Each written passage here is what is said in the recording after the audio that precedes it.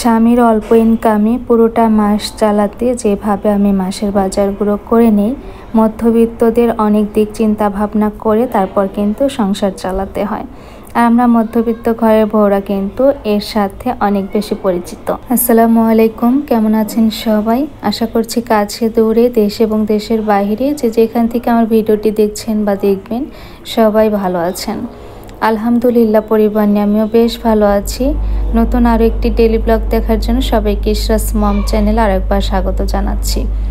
আশা করছি আমার এই ভিডিওটা আপনাদের কাছে বরাবরের মতো ভালো লাগবে। আজকে হচ্ছে সকালে নাস্তায় বানিয়ে নিচ্ছি খুদের ভাত। অনেক জায়গায় কিন্তু এটাকে বোয়া ভাত বলে, তা আমি বোয়া ভাতটাও কিন্তু দেখা যায় প্রেশার কুকারে রান্না করি। গত ভিডিওতে একটা আপু লিখেছিলেন নুরুন্নাহার আইডি থেকে, জানতে চেয়েছিলেন যে প্রেশার কুকারে ভাত রান্না করলে কয়টা সিটি দিতে হয়। তো আপু আমি তো 2টা সিটি দিয়ে নামিয়ে নিই, আবার অনেক সময় সিটি আসতে দেরি হলে একটা দিলেই কিন্তু হয়ে যায়। তো আমি এখানে হচ্ছে বোয়া ভাতের সাথে শুটকি ভর্তা বানাবো, সেই সাথে কালো জিরা ভর্তা বানাবো। তো এই কারণে শুটকিটা কেটে কুটে ধুয়ে বেছে নিলাম। আর এখানে ভর্তার জন্য পেঁয়াজ রসুন এগুলো ভেজে নিব, শুকনা মরিচ। তো এগুলো করতে করতে হঠাৎ করে মনে হলো যে আমি হচ্ছে মেশিনে কাপড় দিব। অলরেডি আগে কিছু ছিল, সেগুলো বের করে আমি ব্যালকনিতে দিয়ে দিলাম। আর এখন আবার যেগুলো আছে সেগুলো দিয়ে দিব। এত বেশি কাপড় জমে। আর এখন বাসায় কিন্তু অনেক মানুষ, আমার আব্বু আম্মু আছে, সেই সাথে আমার শাশুড়ি আসছে। তো বলতে গেলে আমরা এখন অনেকগুলো মানুষ ফ্যামিলিতে। তো সবার একসাথে কাপড় দেখা যায় নাড়ার জায়গা থাকে না। তো এই কারণে যখনকারটা তখনই ধুয়ে নেই, যাতে করে একটু শুকাতে সুবিধা হয়। তো এই যে আরিশ আমার পিছন পিছন ঘুরছে, ও হচ্ছে কোলে উঠবে। ঘুম থেকে উঠে ওর মেজাজটা একটু খারাপ থাকে, আর অন্য কারো কাছে যাবে না, এখন মায়ের কাছেই তার থাকতে হবে। তো এই কারণে আমার পিছন পিছন ঘুরছিল। গত ভিডিওতে আনিসা আপু লিখেছেন, এত লেট করে ভিডিও দিলে কেন গো, অনেক অপেক্ষায় ছিলাম। আপু আমি তো লেট করি নাই, আমি কিন্তু 2 দিন পর পরই ভিডিও দেই। আগে দেখা যেত প্রতিদিন ভিডিও দিতাম, কিন্তু আমার ফোনে বেশ কিছু সমস্যার কারণে আর কি আমি এখন 2 দিন পর পর ভিডিও দেওয়ার চেষ্টা করি। আশা করছি আপু তোমরা বুঝতে পারবে আর সব সময়ের মতো আমার পাশে থাকবে। তো এখন হচ্ছে সকালে তো রান্না হচ্ছে, দুপুরে যে রান্না করব সেগুলো বের করে নিচ্ছি। আমি হচ্ছে আজকে কাঁঠাল বের করে নিয়েছি, কাঁঠাল ভাজি করব, আর সেই সাথে মাছ বের করেছি, মাছ রান্না করব। তবে আপুর যেহেতু অপারেশনের পর, তো এই কারণে আবার আমি কিন্তু মাছটা ঘুরিয়ে অন্য একটা বড় মাছ বের করে নিয়েছি। তো যাই হোক, দুপুরে রান্না বান্না সব কিছু আপনাদের সাথে শেয়ার করব। দেখা যায় সকাল সকাল যদি এই জিনিসগুলো বের করতে একটু লেট করি, মনে না থাকে, এতে করে দুপুরে রান্নাটা অনেক বেশি লেট হয়ে যায়। তা আজকে এখনই মনে হয়েছে, তো এই কারণে এখনই বের করে নিলাম। অনেকটা দিন দেখা যায় অনেক সময় ভুলে যাই। এই যে আমি হচ্ছে শুটকি ভর্তাটা আম্মু বানিয়েছে, আর কালো জিরা ভর্তাটা আমি বানিয়ে নিয়েছি। কালো জিরা ভর্তা করার পর আরিশ অনেক বেশি বিরক্ত করছিল, তা আম্মু বলছিল ওকে তুই নিয়ে যা, আর আমি হচ্ছে শুটকি ভর্তাটা বেটে ফেলি। তো খাওয়া দাওয়া শেষ করে এখন এই যে ঘরের কাজে চলে আসলাম। আমাদের গৃহিণীদের প্রতিদিনই একই কাজ, তারপরেও কেন যেন আমরা কিন্তু এই কাজগুলো করতে একটু বিরক্ত হই না, আর করতে কিন্তু অনেক বেশি ভালো লাগে। বরঞ্চ না করতে পারলে অনেক বেশি খারাপ লাগা কাজ করে। গত ভিডিওতে আমি আপনাদেরকে জানিয়েছিলাম আমার বড় চাচি মারা গেছে, তো আপনারা সবাই কিন্তু তার জন্য দোয়া রেখেছেন। আর ফাতেমা আক্তার আইডি থেকে আপু খুব সুন্দর করে লিখেছেন তার বাবা মাকে নিয়ে, আপু তোমার বাবা মার জন্য আমার পক্ষ থেকে অনেক অনেক দোয়া রইল, তারা সবসময় ভালো থাকুক, আল্লাহ যেন তাদেরকে দীর্ঘ হায়াত দান করেন। আর ফাতেমা আপু আর একটা কথা জানতে চেয়েছিল যে সপ্তাহে আমি কয়টা ভিডিও দেই। তো সপ্তাহে তো না আপু, আমি তো 2 দিন পর পর ভিডিও দেই। তুমি চাইলে কিন্তু আমার চ্যানেলটা সাবস্ক্রাইব করে বেলটা বাজিয়ে রাখতে পারো, তাতে করে কিন্তু তুমি নোটিফিকেশন পাবে আর আমার ভিডিওগুলো দেখে নিতে পারবে। আর যদি আমার চ্যানেলটি সাবস্ক্রাইব করা না থাকে আপু, অবশ্যই করে নিও, তোমাকে কিন্তু অনেক অনেক ধন্যবাদ। তো আমি কিন্তু সাপ্তাহিক ভিত্তিক ভিডিও দেই না, ওই তো 2 দিন পর পর দেই, তুমি ইচ্ছা করলে দেখে নিতে পারবা। তো এই যে এখন ঘরে টুকটাক কাজগুলো করে নিচ্ছি, বিছানার চাদরটা চেঞ্জ করে নিলাম। আর এখন এই যে বেলকনিতে এত কাপড় দেওয়া আছে, আর এগুলো একটু শুকিয়ে গেলেই বের করে হচ্ছে আবার মেশিনেরগুলো দিয়ে দিব। আমি সব সময় দেখা যায় একটা ঘর করে ক্লিন করে নেই। আমি এই ঘরে আগে ঢুকেছি আজকে, তো আজকে এই ঘরের জিনিসপত্র আগে ক্লিন করছি। আমার ছেলেটা এত বেশি দুষ্ট হয়েছে, ওর জন্য সব কিছুই এখন দেখা যায় উপরের দিকে উঠিয়ে রাখতে হয়, না হলে ও যেখানে নাগাল পায় সব কিছু নামিয়ে একদম লন্ডভন্ড করে ফেলে। এই যে এই বালতিটার মধ্যে ওর অনেকগুলো খেলনা, তো ওইগুলো কিন্তু আমি উপরে উঠিয়ে রেখেছি, না হলে দেখা যায় সব সময় একদম মেঝেতে পুরো মেঝে খেলনাগুলো ছড়িয়ে রেখে দেয়। তো আমি কিন্তু আমার কাজগুলোই করে নিচ্ছি। এদিকে আমি একটু আসছি যে আম্মু রান্নাটা কত দূর হলো দেখতে। তা আম্মু এদিকে রান্না বসিয়ে দিয়েছে, কাঁঠাল ভাজিটা বসিয়ে দিয়েছে, সেই সাথে মাছগুলো ভেজে নিচ্ছে, মাছটা রান্না করে ফেলবে। আর এদিকে যখন দেখা যায় বাসায় কেউ থাকে, তো রান্নার ঝামেলাটা আমার আর থাকে না। তবে আমার শাশুড়ি যখন একা থাকে তখন কিন্তু রান্নাটা আমিই করি। দেখা যায় সে কাটা কুটাটা করে দেয় আর আমি রান্নাটা করে ফেলি। আর আমার মা থাকলে কাটা কুটা সহ রান্না বান্না সব কিছুই দেখা যায় আমার মাই করে ফেলে। তো আমি এই যে মনের সুখে আমার সংসারে বাকি কাজগুলো করে নিচ্ছি। আমার ওইদিকে কিন্তু আর টেনশন নাই। আর সবসময় দেখা যায় আমি রান্নাটা আগে করে ফেলি যদি কেউ না থাকে, আর সংসারের কাজগুলো পরে পড়ি, কারণ খাওয়া দাওয়াটাই কিন্তু আগে, রান্নাটা আগে হওয়া যায়, আর দেখা যায় অন্য কাজগুলো পরেও কিন্তু করে নেওয়া যায়। আজকে যেহেতু আমার রান্না বান্নার কোনো চিন্তা নেই, তো এই কারণে যে আমার যে জমানো কাজগুলো সেগুলোই খুব শান্তি মতো করে নিচ্ছি।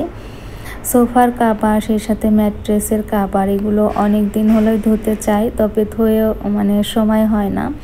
এটা যে খুলে নিব সেই সময়টাই হয় না। দেখবেন বেডশিট চেঞ্জ করতে কিন্তু অনেকটা সময় লাগে, তেমন এই কাজটা করতেও সময় লাগে। আর আমার পিলোর বালিশের যে পিলো দুইটা এত বেশি ছিঁড়ে গেছে উপরে কাপড়টা, এগুলোতে একদমই দেখা যায় শপিং ব্যাগের পাতলার যে কাপড় ওইগুলো দেয়। তো আজকে ভাবছি যে এগুলো হচ্ছে খাড়ার মতো বানিয়ে তার মধ্যে ঢুকিয়ে সেলাই করে নিব। আর এখন এই যে একে একে সব কিছু খুলে নিলাম। আর আমি অফ ক্যামেরাতে কিন্তু চেয়ার সহ সোফা খুব সুন্দর করে ক্লিন করে ন্যাকড়া দিয়ে পরিষ্কার করে নিয়েছি। তো দেখা যায় এই কাজগুলো তো প্রতিদিন করা হয় না, মাঝে মধ্যে করা হয়। সেই সাথে ঘরে যত অলমেট লাগানো আছে এগুলো কিন্তু প্রত্যেকটা দিন হাত দেওয়া হয় না। তো আজকে এগুলো ক্লিন করে নেব। ওই ঘরেরটাও কিন্তু আমি ওই একইভাবে ক্লিন করে নিয়েছি। গত ভিডিওতে রাফসানা জেরিন আইডি থেকে আপু জিজ্ঞেস করেছিল আমার ডিম যে রেখেছি ওই তাকটা কোথায় থেকে নিয়েছি। তো আপু এটা আমি 99 শপ থেকে নিয়েছিলাম। তো কোনো একটা 99-এ খোঁজ করলে দেখে যাবে যে পাবা।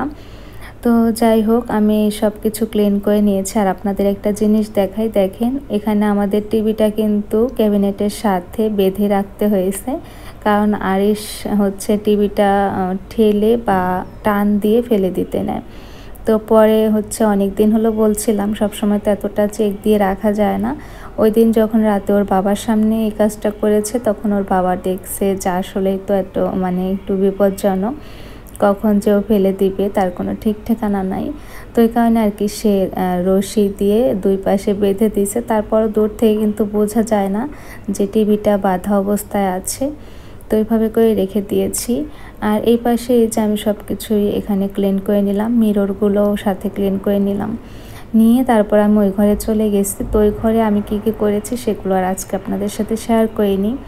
এখানে হচ্ছে এই যে আমার কাঁঠাল ভাজিটা হয়ে গেছে, আমার বলতে আম্মু করে নিয়েছে। আর এখানে মাছ দিয়ে এই যে চাল কুমড়া রান্না করবে, তো সেটাই হচ্ছে কষিয়ে নিচ্ছে। আমি এসে শুধু একটু নেড়ে দিচ্ছিলাম। তো আমি এখন বাথরুমে চলে যাব কাপড় ধুতে। তো আপনাদের সাথে হচ্ছে কাঁঠাল ভাজিটা শেয়ার করছিলাম। আম্মুর হাতে রান্না বলতে সবই মজা, তারপরেও কাঁঠাল ভাজিটা অনেক বেশি মজা লাগে। আমি রান্নাগুলো অতটা মজা হয় না। তো আমি কাঁঠাল ভাজিটা রেখে চলে আসলাম বাথরুমে। আর আম্মু হচ্ছে আমার মতোই দেখা যায় রান্না করে, সেই সাথে আশেপাশে সবসময় ক্লিন করতেই থাকে। তো আমি এখানে কয়েকটা কাপড় ভিজিয়ে নিব, ইশরার স্কুল ড্রেস, সেই সাথে ওর বাবার হচ্ছে 2-1টা কাপড় ছিল। তো আজকে কিন্তু ছুটির দিন, আমাদের স্বাধীনতা দিবস 5ই আগস্ট। তো ওর বাবা বাসায় নেই, বাহিরে চলে গেছে। তো তো এই সুযোগে আমি আমার কাজগুলো মন মতো করে নিতে পারছি। আর বাসায় থাকলে হয়তো বা আজকে এই কাজগুলো একটাও করতে পারতাম না, কারণ ছেলে মানুষ বাসায় থাকলে ওই দিন ওই রকম কাজ করা যায় না। তো আমি এখানে এই যে কাপড়গুলো আগে ভিজিয়ে রেখেছিলাম এগুলো এখন ধুয়ে নিচ্ছি। আর ঘরের পাপোশ দুটাও নিয়ে আসছি, এই দুটাও একটু ধুয়ে দিচ্ছি, কারণ বাইরে টুকটাক মানে হালকা একটু রোদের ছায়া আছে। তো এই কারণে ভাবলাম যে এটা ধুয়ে একটু দিয়ে দিলেই কিন্তু বাতাসে হলেও শুকিয়ে যাবে।